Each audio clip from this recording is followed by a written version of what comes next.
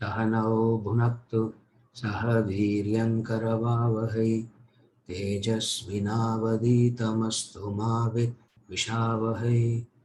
Om Shanti Shanti Shanti.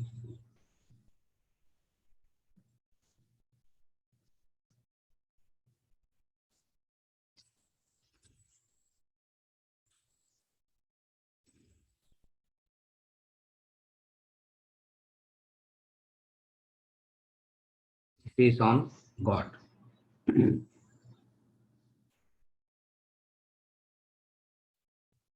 We finished the text, Thesis on God. And today we'll try to quickly go through what the entire text was talking about. So, first thing about this God.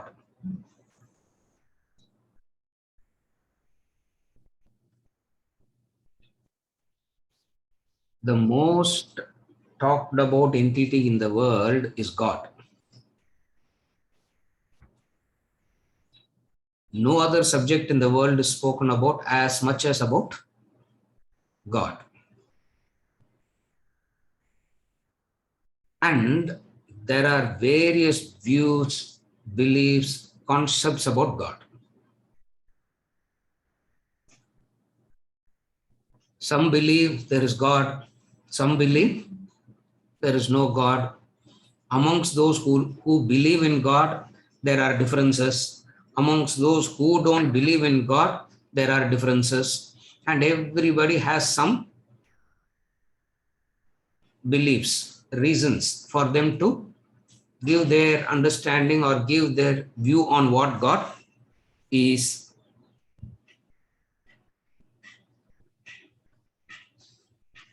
And there is always this thing about doubt about God.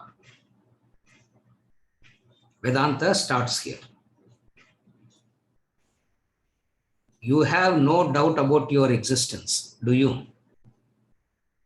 You don't have any doubt about your existence. But we have doubts about the existence of God, because of whom we exist. Because of whom we exist, we doubt, but we don't doubt our existence. The moment you start doubting your existence, God gets revealed. That is the vision of getting back to the true nature.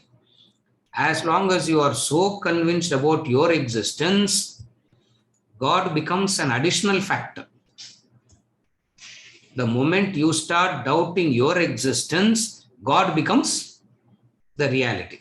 And both of you cannot coexist. You and God cannot coexist. The mistake is, I will also exist. Separately, God also can exist. And even amongst those who believe in God, there are two types. There are, sorry, not two types. There are very many types of those who believe in God. And all those who believe in God are called theists. And amongst them, there are various reasons. Some have faith due to their upbringing. Some have a philosophical understanding. Some are theological. Others are, I don't know, they call themselves very religious. Some call themselves spiritual. Some call themselves philosophers.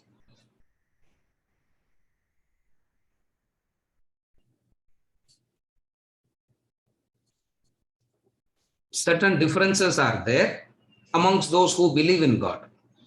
What are the differences amongst those who believe in God?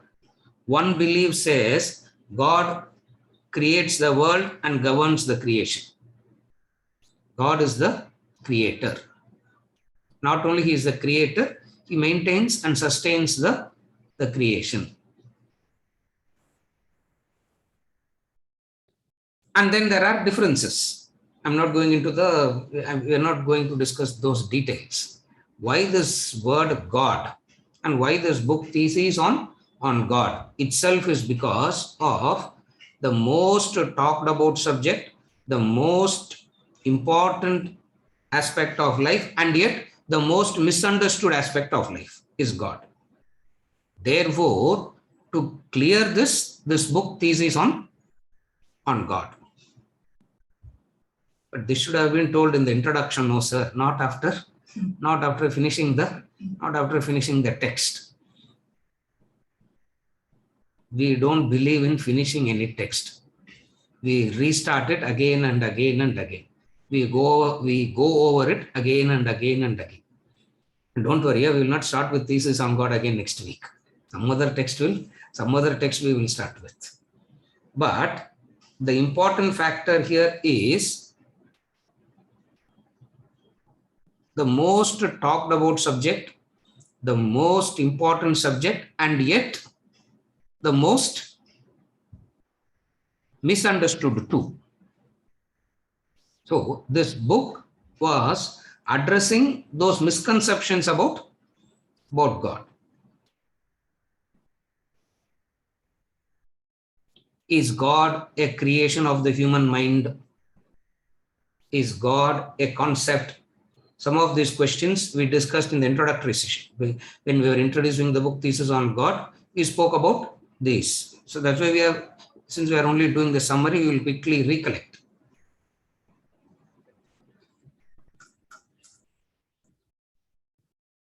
The human mind creates so many things.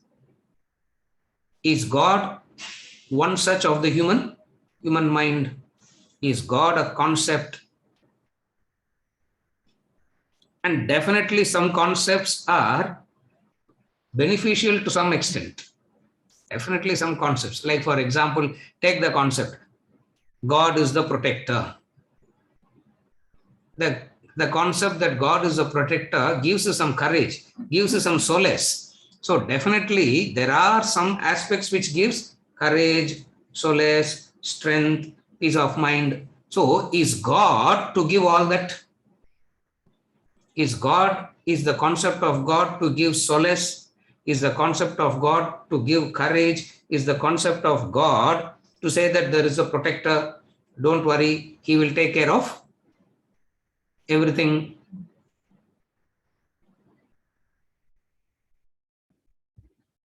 Vedanta says there may be doubts about the nature of God, but how can there be any doubt about the existence of God?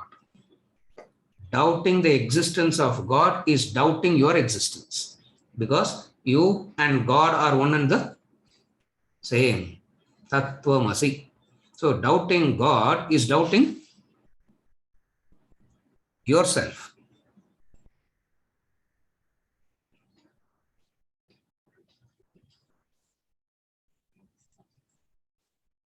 The Upanishads, Vedanta subject matter is God. You should always remember, the subject matter of Vedanta is God and your relationship with God. And what is your relationship with God?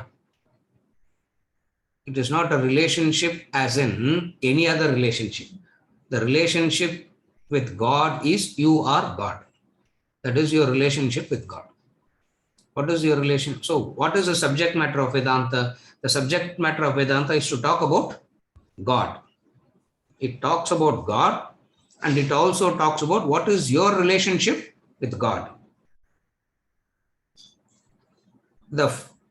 As a father, you have a relationship. As a son, you have a relationship. As a mother, you have a relationship. As a daughter, you have a relationship. As the teacher, you have a relationship. But all this relationship says you are not that. You are only playing that specific role. You are not that. So, in the worldly sense, all relationships implies you are not that. But when it comes to your relationship with God, it's a very unique, special kind of relationship. What is that? You are that. When you are that, it cannot be called as a relationship itself in the first place. That's Upanishad. But we all like to talk about relationships a lot. We all like to hear about relationships a lot. Therefore, we say, therefore, we have to use that word also. What is the relationship between you and God? It's called aikyam. The relationship is, the Sanskrit word for your relationship with God is aikyam. Aikyam means oneness, the essential oneness, meaning here is a relationship where both are one. In all other relationships, duality exists. In this relationship, both are one. Therefore, the subject matter of Vedanta is God. In order to negate everything else, it will talk about, when Vedanta talks about body, mind, intellect. When Vedanta talks about subtle body, gross body, causal body. When Vedanta talks about the three states of consciousness, as in waking, dream, deep sleep. When Vedanta talks about the five koshas, as in Annamaya kosha, Pranamaya kosha, Manomaya kosha, Vijnanamaya kosha, Anandamaya kosha. And then when he talks about the world as made up of five elements, it is dvandvas, opposites. All this elaboration, all this explanation, all this elaboration, and then it talks about the law that governs life. What is the law that governs? It talks so much about life only to say you are not that. So much of elaboration, so much of explanation, not to talk about body, not to talk about mind, not to talk about intellect, not to talk about waking, dream, deep sleep, not to talk about the five koshas. These are all not the interest. They talk about so much, they elaborate each and everything about it so much, only to say you are not that. And invariably, all those who come in Vedanta say, sir, except this portion, rest in Vedanta is very good, sir. Except this portion. The portion about body, mind, intellect is good. The portion about five koshas is good. The portion about what is the law that governs life is good. Everything is good. But one thing is not that appealing. What is it? The aikyam is not appealing. So, we will keep that aside and make use of Vedanta for all other aspects. It is exactly like, Swamiji gives this example. It is exactly like throwing the chocolate and keeping the box. There is the box, and in that box there is the chocolate. Throw the chocolate away and keep the box. What is the box? You have a body, you have a mind, you have an intellect. Human being is spirit plus matter. All these explanations, there is this mind and there is this intellect. Mind is made up of A, B, C, D. Intellect is made up of A, B, C, D. And it is the intellect that should govern the mind. It's like, wow, good, excellent, excellent, excellent. And when it comes to the climax, the entire edifice is collapsed. What is the climax? All these are explained to tell you all this is what? All this is Maya. And you have nothing to do with this. It means when they say Maya, it's not that they don't know what they are saying. They have elaborated the Maya so much, they have thought about the Maya so much, they have understood it so much that they are able to elaborate it and then negate it. So after the negation, what remains is God. This is Vedanta. Because you take away God, there is no Vedanta. And then you taking away God is taking away your own self. Always ask this question. Do you doubt your existence? On what basis you are so sure that you exist?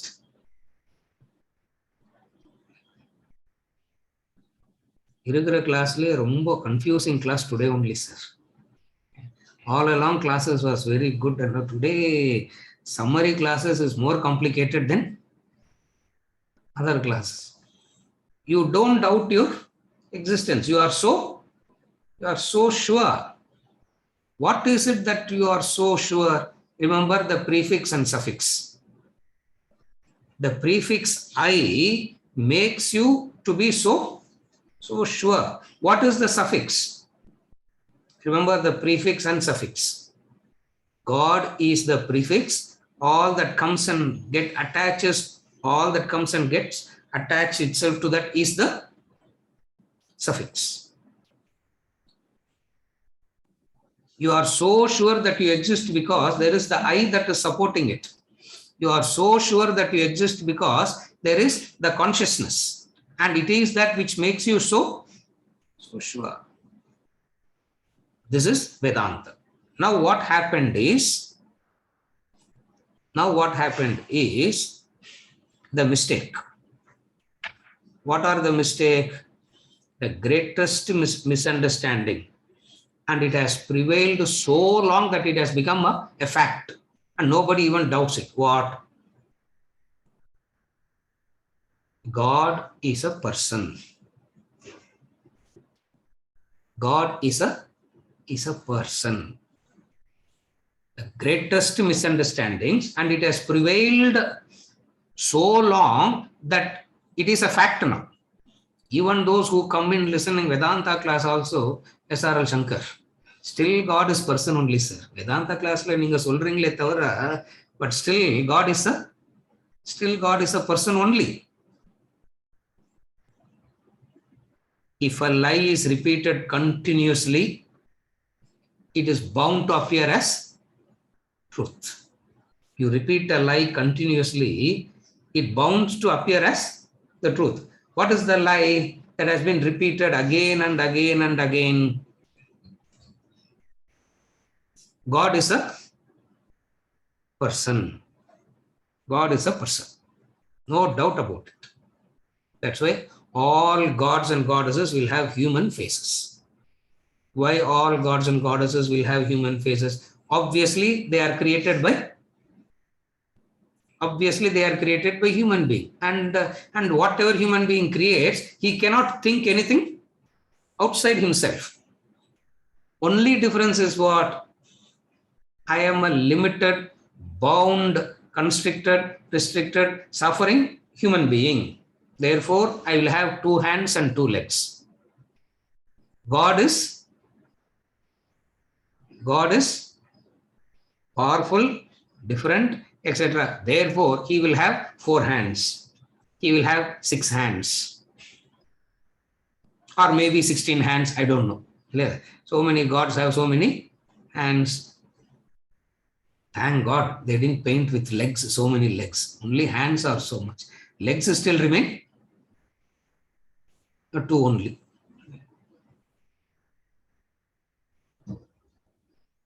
Vivekananda asks this question. And if you want to get angry at him. Don't get angry at me, because I'm only repeating what he said. In one of the lectures about God, he asked this question. If all the buffaloes were to sit and think about God and create a God, what will be their concept of God? He asks. What will be their concept of God? Kolathur. What will be their concept of God? Huge buffalo head. Yeah, huge buffalo head, huge buffalo legs, huge buffalo. For you cannot think out of yourself. God is not a person. The greatest misunderstandings that has prevailed so long that it has become a fact, and even to question it, doubt it, has become Narakatha. Idilam personally you will go to, because of me talking, I am going to go to Naraka. Vasanti, you are listening to it. So you will also join me in Naraka.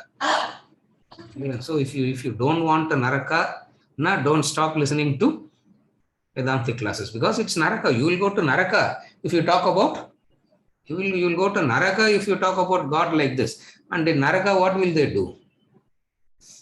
Yeah. In Naraka, what will they do? They will not give you menu, no? They will not give you, they will choose. Even there you have a choice.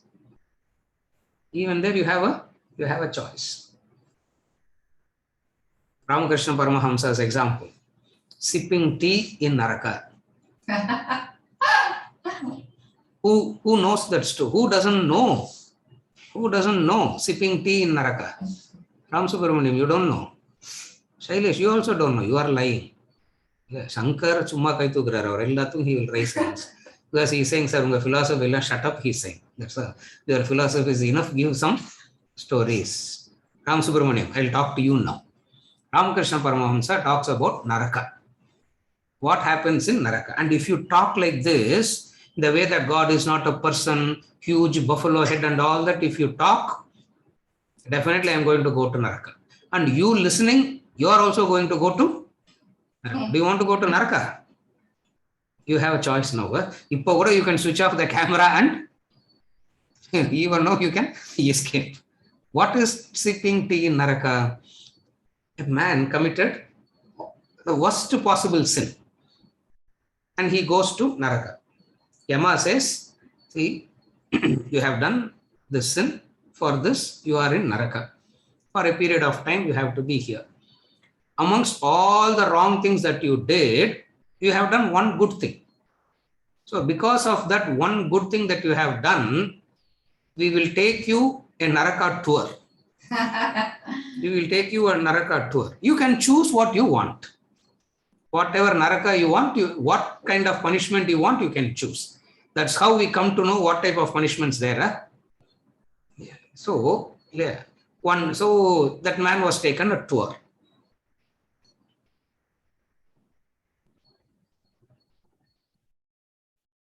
First thing, yeah, human bhaji. First Naraka, human bhaji. In life, we will have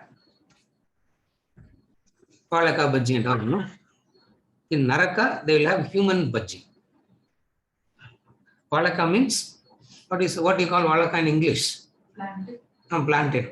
Plantain bhaji, chili bhaji, sandwich. No? There in Naraka, human beings. And how it will be, you will not be fully done. Right up to the neck, you will be made. And you die and you go to Naraka. And by the torture, you will die in Naraka. I don't know what happens if you die in Naraka, where you will go. But then you will not be allowed to die. One more second, you will die. And you will be taken out. Immediately, the divine doctor will come. He will apply some oils and medicines and all that. You will be all right. Abada. You will take a breath. Again, you will be soaked in that oil and taken out. Another punishment. You will be poked. This man went through a tour of Naraka like that. He is very confused. No, what to do now? And then one remote corner, a very dark remote corner. This man asked, what is that place? The tour guide said, no, don't worry about that place. That is a very special place. Not for, the Vedanta alungalukku place. Not for, that place is Vedanta people, because they only talk about God and all this. They only talk about God like a buffalo. They only buffalo head and all. So that place is reserved for them, not for you. So don't worry, don't go there. That place is not for you. This man said, no, I want to see that place. Man said, I want to see that place. He said, okay. And he saw a few people standing. It's a pit. A few standing in the pit and sipping tea, having their tea. He thought much better than getting poked much better than being made into bhaji and all that. No, so he thought, I want this. No. Look into the pit. Look into the pit. The man peeped in and saw what is in the pit. Srikanth, ஞாபகம் இருக்குதா? மறக்க முடியாது sir.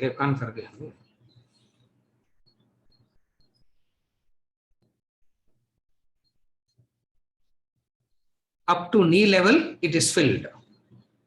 And standing in that pit, they were sipping tea.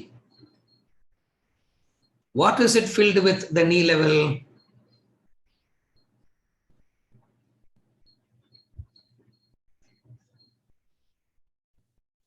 Pus. You understand pus?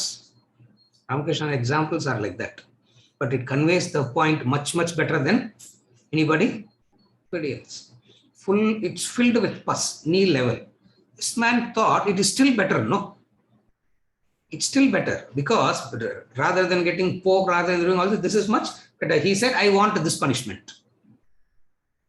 He said, no, once you take it, you cannot, I made a mistake, Allah, you cannot say. You have to, once you make a choice, that becomes your prarabdha for the next 1,000 years. You have to go through that. Therefore, do you really want it? This man said, yes, I want it. Okay, I'll come and meet you after 1,000 years. Jump into the pit. That man jumped into the pit. As soon as he jumped into the pit, the ringmaster came with the whistle. The ringmaster came with the whistle. He whistled. It means what? Ram Subramaniam. It means what? All of you must stand 24 hours upside down in that. 24 hours you stand upside down. For that 24 hours, there's a 2-minute tea break. This fellow saw the 2-minute tea break and thought that is Naraka. You follow? You feel like, you don't even feel like that Naraka you will get if you say God is not a person. Even if a lie is repeated continuously for centuries, it is bound to appear as though it is the truth. So, what the thesis on God does, first thing it does is, God has to be freed from all concepts of personality. God has to be freed from, remember this, God has to be freed from all concepts of personality, because personality is a prison. Personality is a prison, and God has to be freed from all such concepts. God has to be freed from any particular form. If God is freed from any particular form, then what happens? He can have all the forms. If he is freed from any particular name, he can have all the names. Are you able to follow?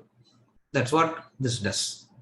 So remove God from the concept of personality so that all the personalities that is existing is God. Remove the particular name from God. Therefore, all the names become His. Remove God from a particular form so that all that exists becomes God. Isavasyam idam sarvam yatkincha jagatyam jagat. This is what Isavasya says. Free God from all concepts of personality. Free God from any particular form. Free God from any particular name so that all forms, all names becomes God.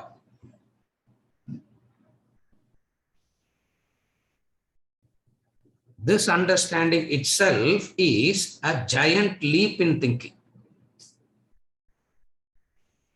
And don't worry, how much ever you hear this, you will still go back believing God in a form only. Why? Because how much ever we talk about freedom, we are comfortable in the prison only. Even though superficially we may say, I want freedom, I want freedom, I want freedom. Nobody really wants freedom. If you really want freedom, nobody can stop you. But the truth is, people say, I want freedom, but actually they are comfortable in. The real comfort comes from the prison. What is the prison? The prison of personality, the prison of name, the prison of form, etc. So, what Thesis on God did? It said, God is not a person. God means godliness. God means godliness.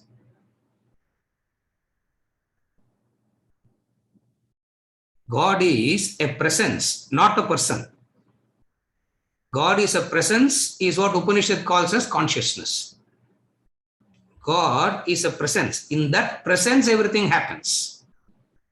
That's why Upanishad calls God as consciousness. Since human being has lived through this notion of God as a person, two calamities. Two calamities. What are the two calamities? One calamity is theist, another calamity is atheist. Because of believing in God as a person, two calamities happened. What are the two calamities? One calamity is atheist. Another calamity is theist. And why do we call theist also as a calamity? Because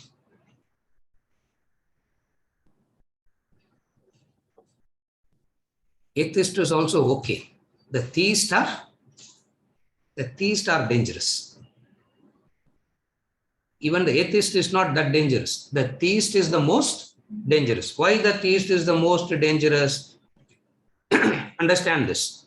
If you shout at somebody, you will feel bad that evening. You will feel bad that night. Correct?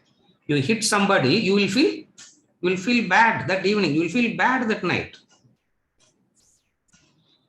You give it a moral angle, you will not feel that bad. You hit somebody and you give it a moral angle, you will not feel that bad. But still, there will be an ounce of guilt. You can murder somebody in the name of God and not feel bad at all. That's the calamity of the theist.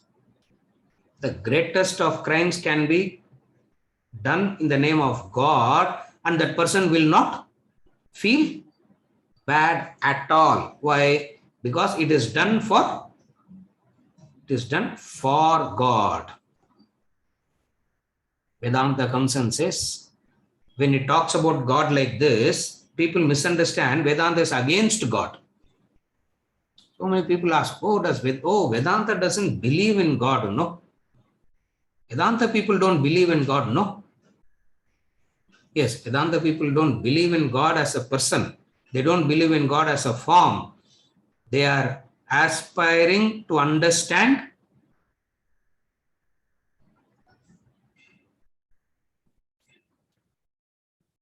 I am God.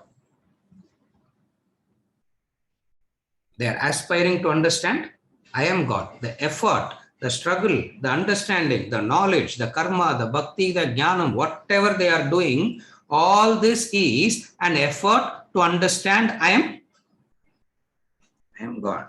So what happened is, one sect, one calamity is the theist. And what did the theist do? We have to praise him. The theist believes God, you have to praise God. And if you praise God, that by that praising, he will become happy. And once God gets happy, what he will do?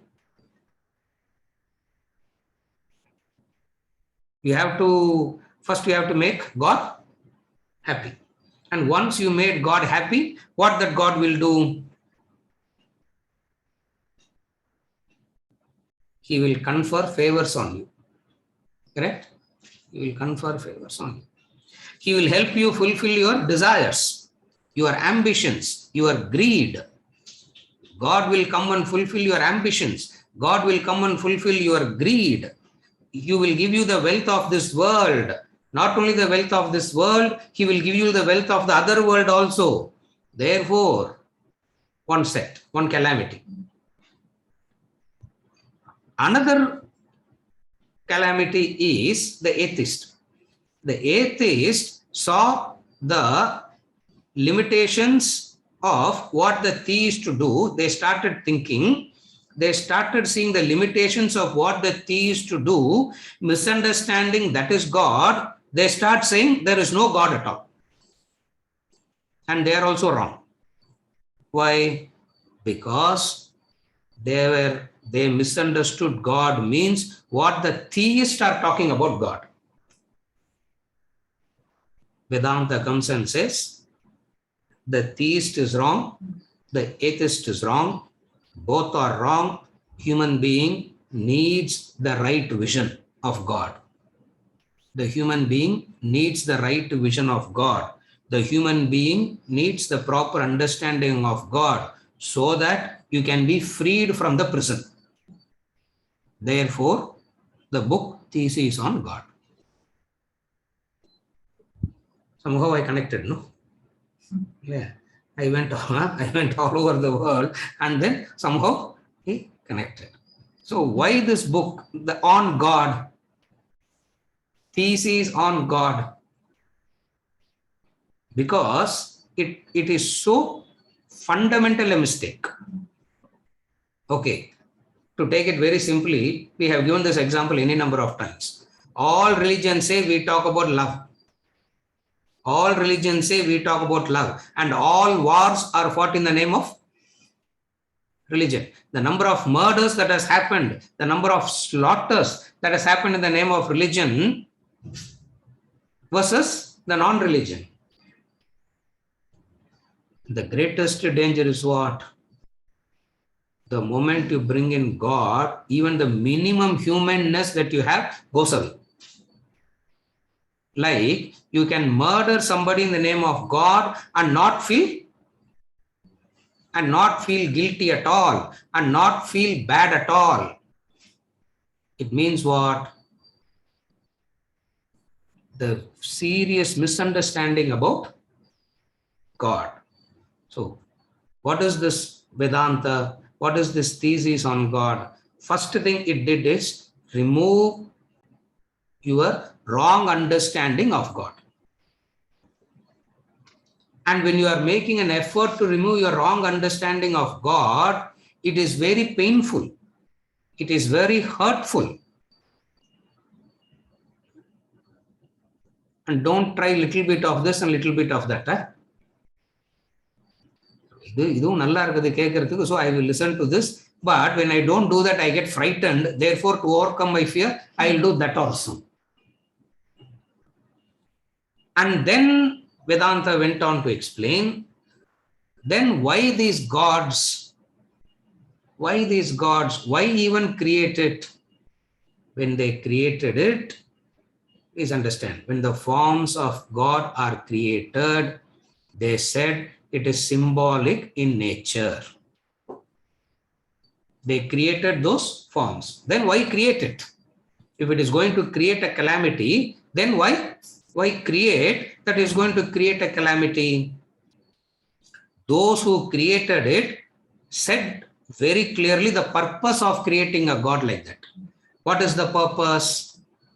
The purpose is it is symbolic in nature. The misunderstanding is what was told as symbolic in nature is misunderstood as real. What was symbolic in nature is misunderstood as real. And when the symbolic thing is misunderstood as real, what will happen? Another story for this. For each and everything, you should remember one story. Then it becomes easy. When the symbolic thing becomes real, you will end up in absurdities. A story for this. What is the story for this? Remember the story Bharat Mata. Remember the story Bharat Mata. Ram Subramaniam, you know the story Bharat Mata? Oh, that also you don't know, no? Okay. Na summary class na story sessions tha. Yeah. You know, there was this picture of Bharat Mata. Okay. Have you drawn any picture of Bharat Mata till now? Okay, don't draw. It's okay. Yeah. Because he claims he is an artist. Self-proclaimed, self-declared artist he is. Punishment is I have to go through all his artwork also. That is my punishment. I have to sit and go through all his artwork. You know, there is this picture of Bharat Mata. You have seen that, no? Before independence, every house had this picture of Bharat Mata. And what is that picture of Bharat Mata? Somebody decided Bharat Mata. Mata means obviously the lady. And she should not be wearing any colors. So they drew a white. So she was wearing a white sari. Why she was given a white sari? Don't ask her. You should ask that artist only. So she was given a white sari. Hands and legs chained. Hands and legs chained. In the shape of the India map. Correct? That's the Bharat Mata picture. Do you remember seeing that picture?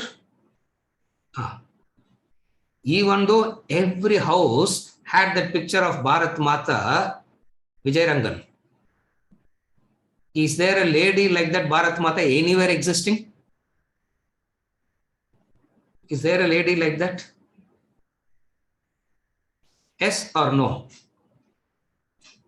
No, correct. No. Sir, when there is no lady like that, how can a person draw like that, sir? Maybe you didn't see, maybe we don't see, but definitely how can a person imagine like that? It is symbolic. What is he trying to symbolize there? You are in chain and you have to get free. So that's the symbolism. By and by, what happens over a period of few decades, maybe a century or 2 centuries later, the symbolic meaning will be lost and people will start taking the image of Bharat Mata literally. Once the image is taken literally, what people will start doing? First, they will build a temple. Ella association or flat association, they will build a temple of Bharat. Now there is Ganesha temple, no? Ganesha all the sins that people do in the apartments, Ganesha will take it. Therefore, that's why Ganesha is there. Now, instead of Ganesha, what will be there? Bharat Mata. A temple will be built for Bharat Mata. The moment the temple is built, what should come along with it? Temple, na? What should come along with it? What will come along with, okay, you go to temple, what you will get? Yeah, prasadam you will get. Yeah, prasad you will get. Tirupati Balaji, somebody decided he likes laddu.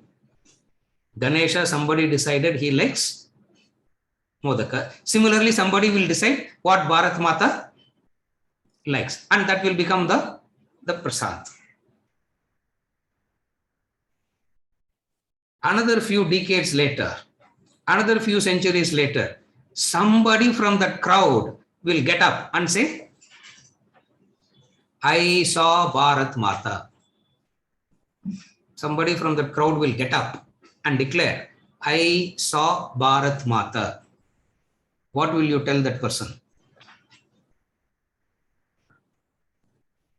What will you tell that person who says, I saw Bharat Mata? Ram Subramaniam.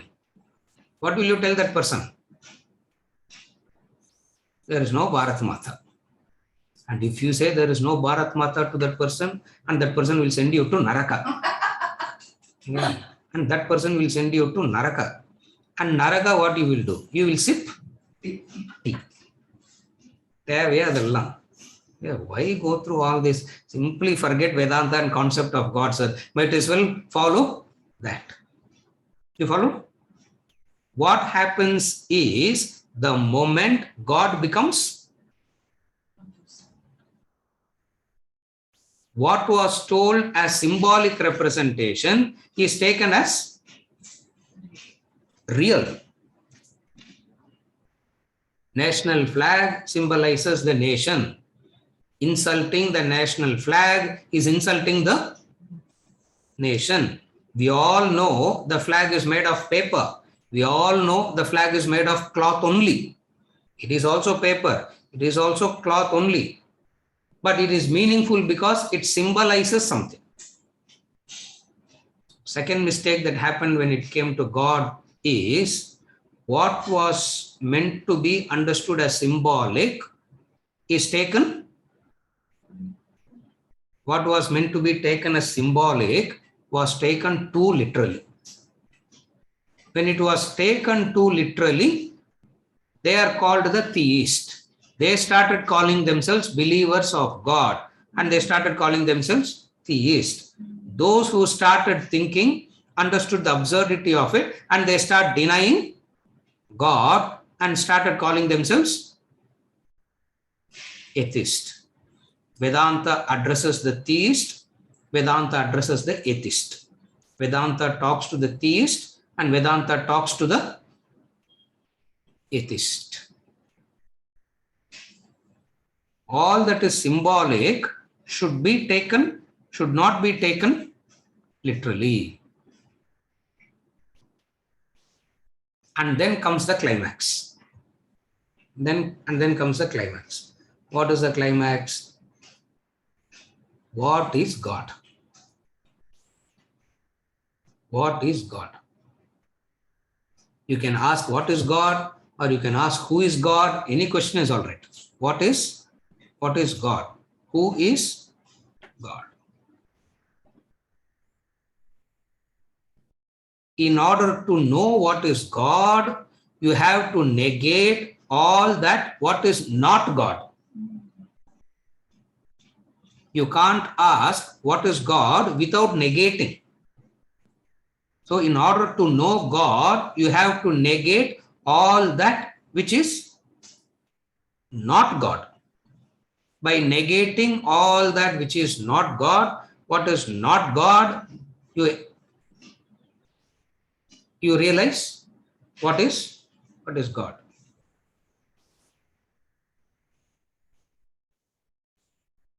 The father taught the son Shvetaketu, you are that. Boy says, can you repeat it again? Can you repeat it again? Can you repeat it again? Every time he asks, can you repeat it again? He says, Tattvamasi Shvetaketu. Every time he asks, can you repeat it again? Can you repeat it again? And he goes on repeating it. Meaning, in order to realize God, first thing that you have to do is what? The preparation. What is the preparation? The preparation in negating that which is not God. Negating that which is not God. So in everything there are these two. In everything there are these two. The matter and the spirit. In everything that you encounter, in everything that you experience, there are these two. What is the two? The matter and the spirit. If your focus is on the matter, you lose the spirit. If your focus is on the spirit, matter stops affecting you. If you shift the attention to the spirit, matter stops affecting you. If your focus is on the matter, matter affects you and also you lose the spirit. So, in order to realize God, what needs to be done? You got to negate that which is not God. But how long to go on negate, sir? It looks like a very negative practice. It's a very negative thing to go on. No. How long to keep saying no? It is so irritating to say no. Say yes also no sometimes. So in order to say yes, so many indicative definitions of God is given. So many indicators of God. So many indicative definitions. What are the indicative definitions of God? Ekam, Advayam, Sukshma Tat, Sukshmataram, or whatever be that, whatever those indicative definitions of God we saw. As those indicators are given, you are also told that is not God. That is not God. Why? Because that which enlivens the instrument is God, and that which enlivens the instrument cannot know. That which enlivens the instrument is God. Since it is an enlivening factor of the instrument can never know it, understand it. If the instruments can know something, if the instrument can understand something, it is bound by the instrument. All understanding through the instruments are limited knowledges. Why they are limited knowledge? Because the instrument themselves being limited, all knowledges the instruments produce are bound to be limited by nature. Example, eyes. The eyes is the color and form. There is something we call ultraviolet infrared, no? Vibgoric colors. Vibgoric colors is not the only colors. That is the color the human eyes can see. It means all that we see as color is limited by the instrument eye. Something is existing beyond that. If it is true to one instrument, it is true to all the instruments. Hearing, it has a range, no? It has a range. Spectrum, it has a range. Meaning, any sound that is below that range or above that range doesn't exist as far as the ears are concerned. Why? Because it is beyond the limitations. So, mind has its own limitations. Intellect has its own limitations. Therefore, and you don't have anything other than the body, the mind, the intellect. Since you don't have anything other than the body, the mind, the intellect, which are limited by nature, and the knowledge they produce are limited by nature, and they can never produce any absolute knowledge. Why? Limited instruments cannot produce any absolute knowledge. Why? The instruments themselves are changing.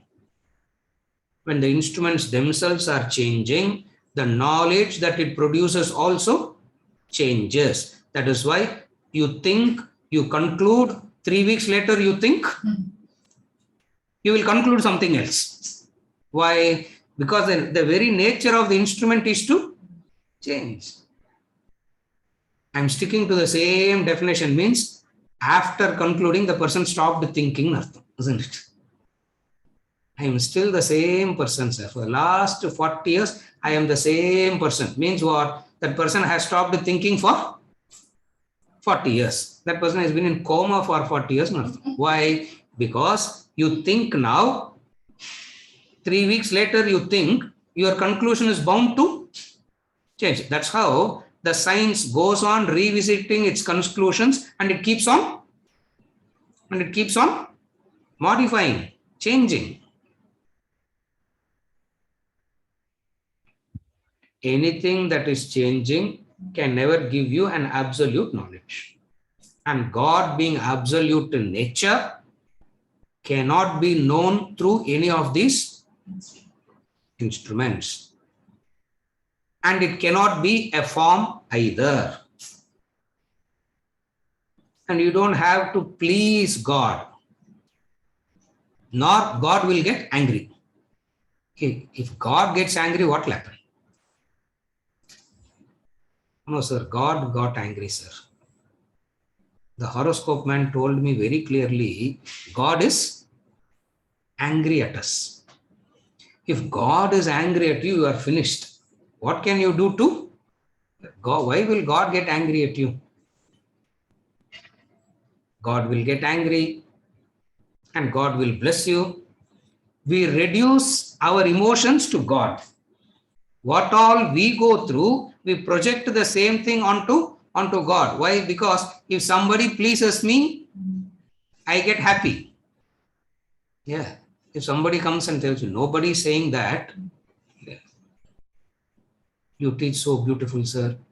You teach so nobody. I'm hoping somebody will say that nobody is saying all that. And when somebody says that, I get so pleased. And when I am pleased, I will ask you. When I am pleased, I will ask you, what do you want? So first please God. And when God is pleased, God will ask you, what do you want? I want nothing. When you say I want nothing means you have a long list, isn't it? When you say I want nothing, God, the list is ready. Exactly like saying, how are you? I am fine. And then comes the diseases, no? You ask the person, how are you? What is the answer? I am fine. And then you start with the head, no? Start with the head. The whole body is all our emotions we project onto God. All our thinking we project onto God.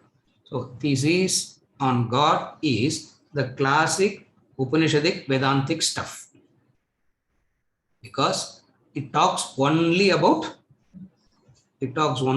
God. Why it talks only about God? Because that is the only meaningful thing to talk. Mundaka Upanishad says, Anya vacha na vimunchati. If you have nothing to talk about God, don't talk. If you want to talk about God. If you have nothing to talk about God, IPL pathilam pesadingo, it says. Yeah. Don't talk about IPL. Don't talk about cryptocurrency. Yeah, so many things we have to talk, no?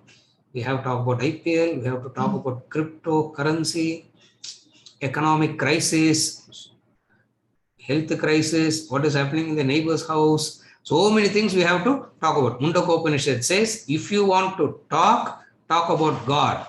If you don't have anything to talk about God, Anya vacha na vimunchati iti. Mundaka Upanishad. Why?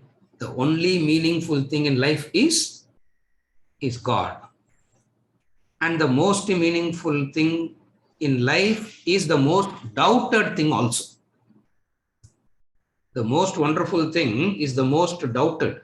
The most meaningful thing is the most doubted. And how much ever you believe in a God as a person, as the protector, there is a doubt. What is the doubt? I'm worshipping God and all that, but surely God will come and help me in crisis, no, sir? Yes, God will definitely come and help. But Draupadi, he didn't help, no? If he didn't help Draupadi only, how will he come and help? You reduce God to a form, samshaya is an integral part of it. You reduce God to a personality, you reduce God to a form. What will come along with it is a doubt. In order to overcome the doubt, you start creating a false notions.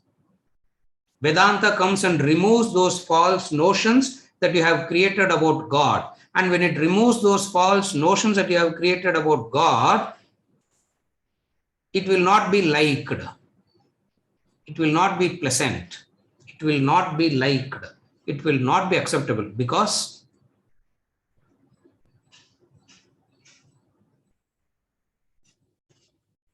why it will not be liked? Why it will not be accepted? Because including you, the entire past appears to be wrong, no? If you take what Vedanta says, it's not only you.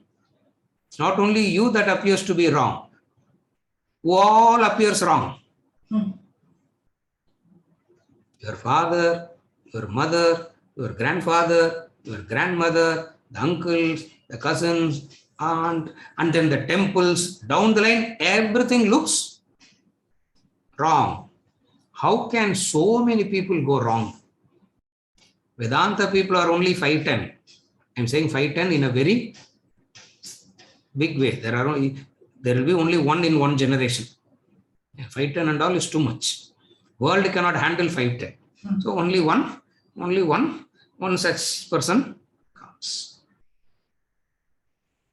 One person versus the entire past. What looks right? It is easy to dismiss this one person and accept the past as right. Thesis on God is to remove this. In order to do this, it went about systematically. In order to do this, it went about it very systematically. So first is what? A probe into God.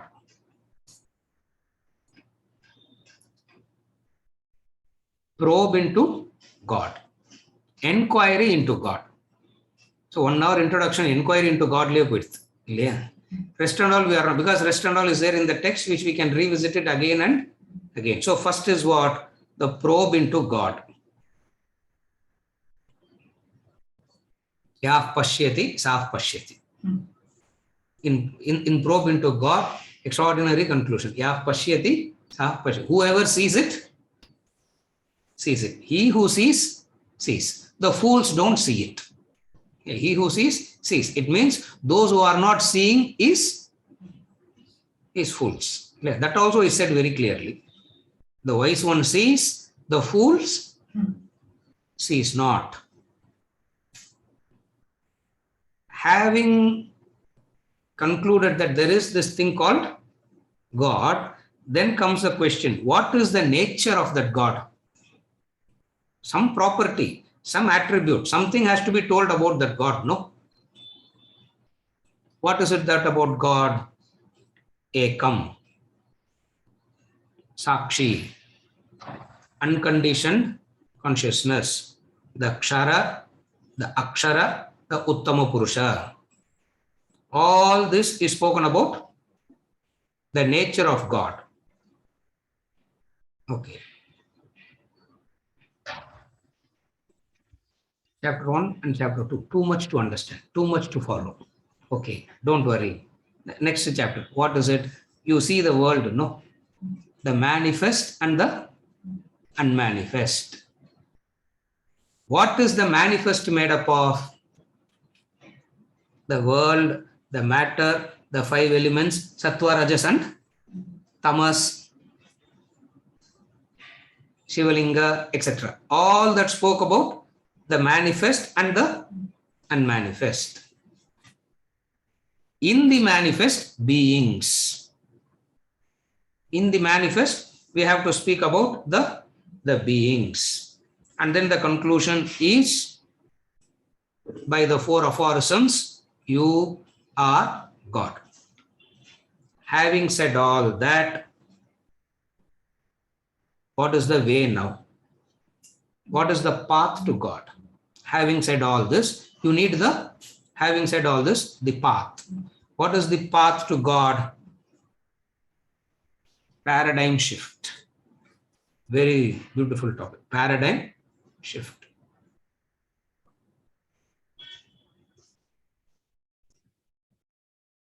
Objectivity and renunciation.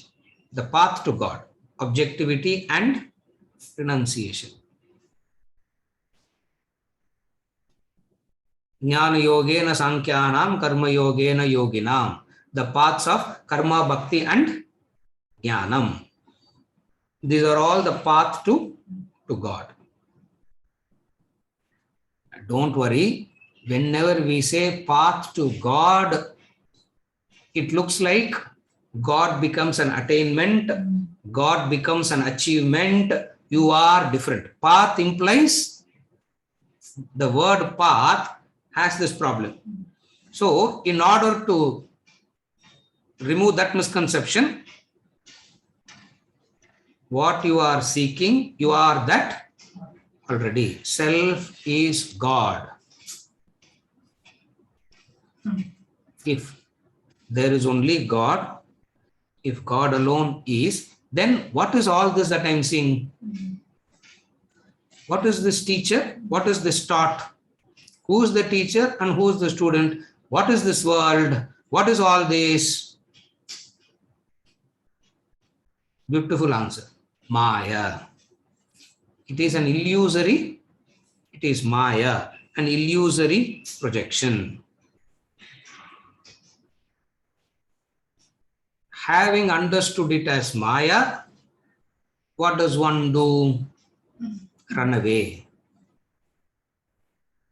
Having understood it as Maya, what should one do? What should one do? Vijay, what should one do? Play your role. Play your role. The beggar is begging, suffering. The actor is like the beggar in suffering, but deep inside, there's no suffering. There is the beggar on the road begging, and that begging is causing him suffering. And here is another person on the stage acting like beggar. And when people come and congratulate him, what a beautiful action. He's happy about begging, no? Actually, he's so happy. Why? Even the real beggar won't beg in the way that he begs. Therefore, play your role. By playing the role and all that, what happens? That's where we concluded last week.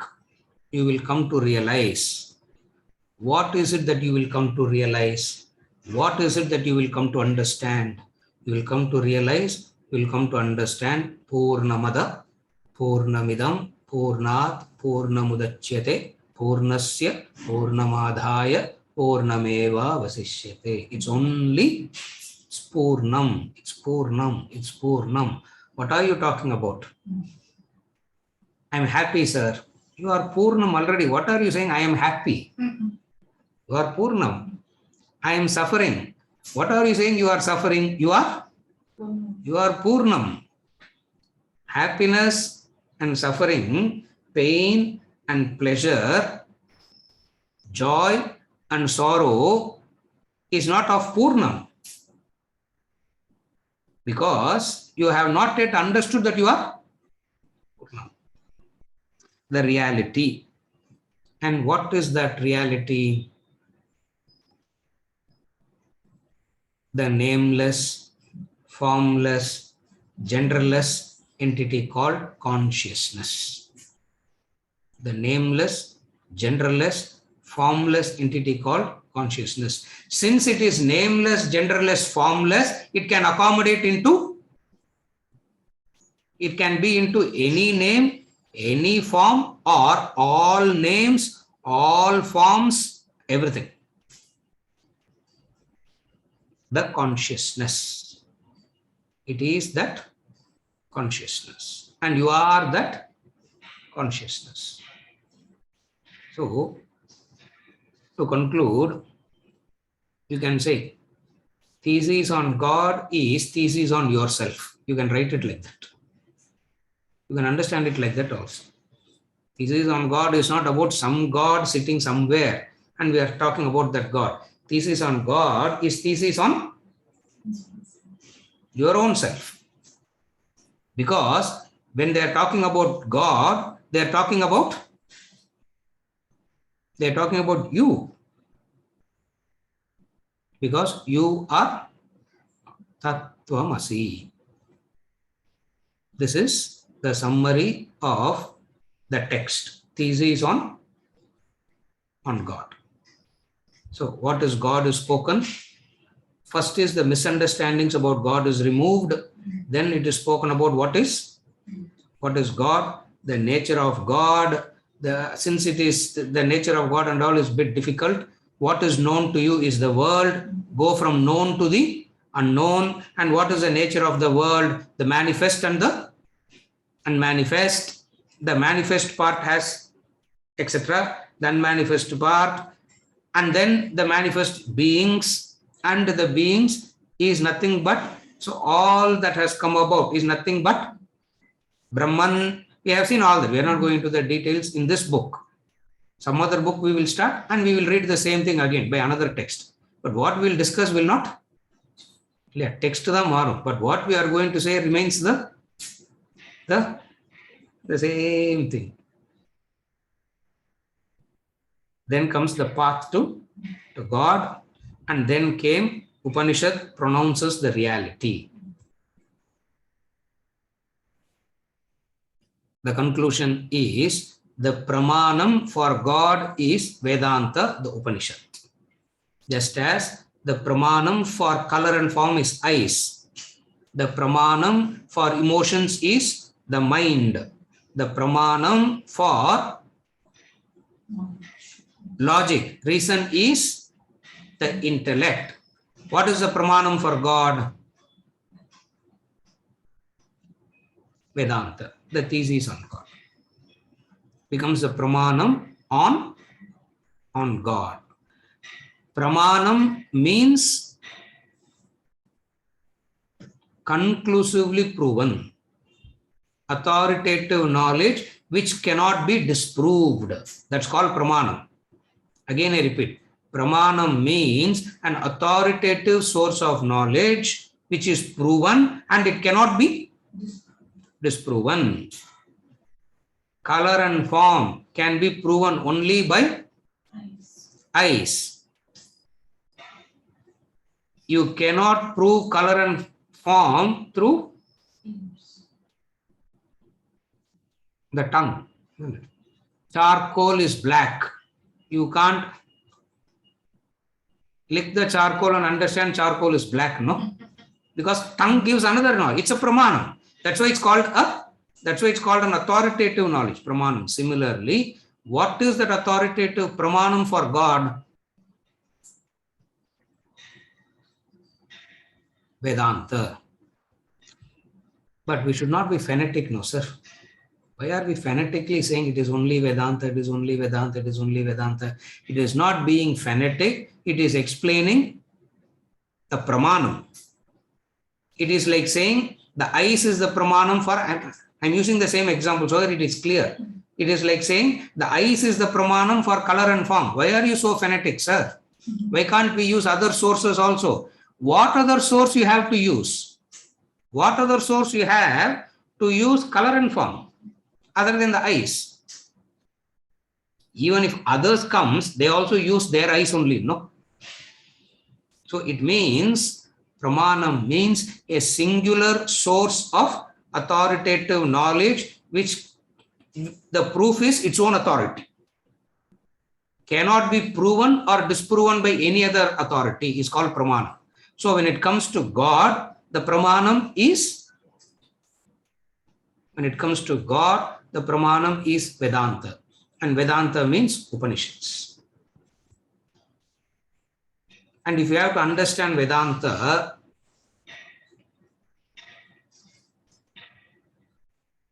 you have to cover almost minimum 3,200 verses.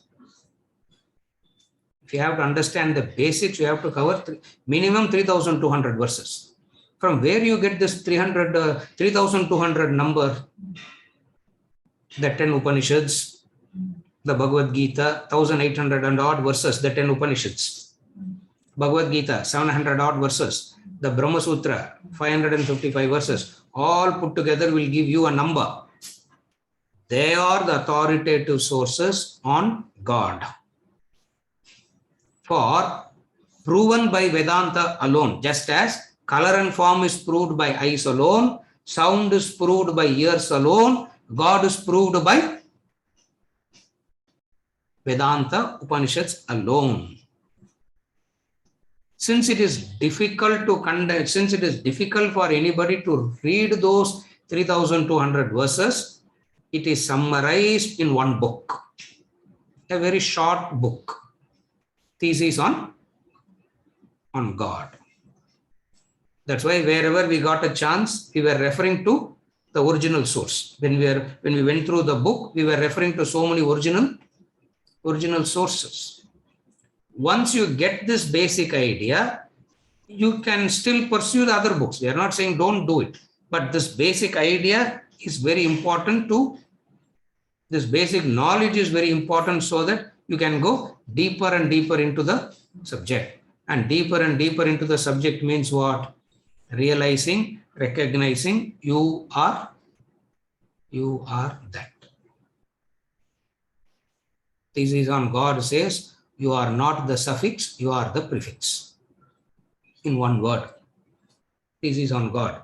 You are not the suffix, you are the prefix. Because of ignorance, you identify with the suffix and you think you are that. Segregate the two. Discriminate between the two. Segregate the two. Segregate the two and rightly identify. Segregate in all your experiences. There is a prefix, there is a suffix. In all your experiences, there is a prefix, there is a suffix. Segregate the prefix and the suffix and rightly identify. And when you rightly identify with the prefix, Tattvamasi. When you wrongly identify with the suffix, I am the body, I am the mind, I am the intellect. It's called ahankara, born out of wrong identification. The ego, the ahankara, the individuality, born out of a wrong identification. What is the wrong identification? The prefix and the suffix. Detach yourself from the suffix. That's all you got to do. You need not do anything to get attached to the prefix because you are that already. You need not make any special effort to get attached to the prefix, but effort has to be made to get detached from the suffix because unnecessarily we have been associating with the suffix for a long period of time, misunderstanding us to be suffixes. So, God equals you. So, thesis on God is thesis on you. Or you should read it as thesis on God is thesis on myself. Instead of God, replace the word you. This is the summary of the book Thesis on God.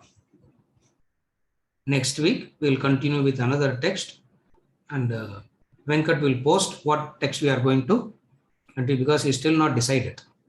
Now, I'm asking him, he's saying he's still thinking. Okay, whatever text he decides, we will start that from the next week. With this, we conclude for today. Mala has posted a few questions. We'll take up next week. We'll take it up. I saw that, but we'll take it up next week.